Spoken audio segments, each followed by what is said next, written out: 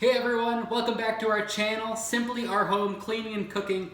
I'm Andrew, and tonight we have a great thing for you. We're going to teach you how to cook the perfect pork chops and some delicious roasted asparagus. And I'm Sharice Kunkel. I am a Tastefully Simple consultant, and we are using the Tastefully Simple seasonings tonight. So if you're interested in any of those, the info will be in the description. Otherwise, let's get cooking. Hey guys, so we're going to get started with our pork chop first. You can use any pork chop out there, but tonight we're going to use butterfly pork chops. And for those of you who don't know what a butterfly pork chop is, what they do is they just take a thick cut pork chop here and they slice it in half just about all the way through to butterfly it out.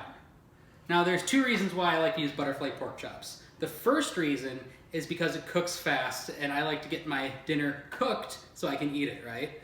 The downfall to that is that you do have to watch it a little bit closer because it does tend to dry out because it is so thin and cooks so fast.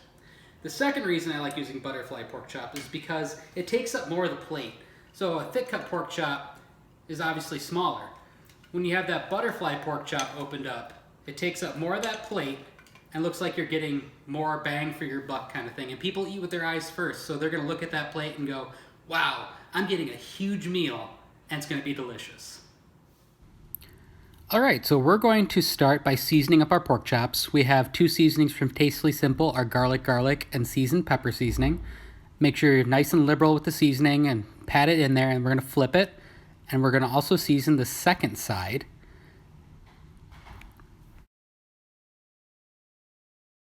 So next we're gonna get our pan with a little bit of olive oil in there and heat that on medium-high heat for a couple of minutes. And once that's nice and hot, we'll get our pork chops in there, get a nice sizzling action, and we're gonna let that pork chop sit for 3 minutes to get a nice golden crust on it. Okay, while the pork chop's cooking, we're gonna get our asparagus started. So we're going to toss it with some olive oil and then Tastefully Simple citrus herb seasoning and make sure we spread that around. After that, we're gonna pop it in the oven at 350 for about 15 to 20 minutes. Okay, so next we're gonna give our pork chops a flip, and you can see that beautiful golden crust that we've developed on there. And then to that, we're going to add some more butter and some more of that seasoning, and we're gonna start basting our pork chops. So we're going to tilt our pan and mix that up, and just gonna toss that back onto the pork chop, and that helps the pork chop become more tender and more flavorful.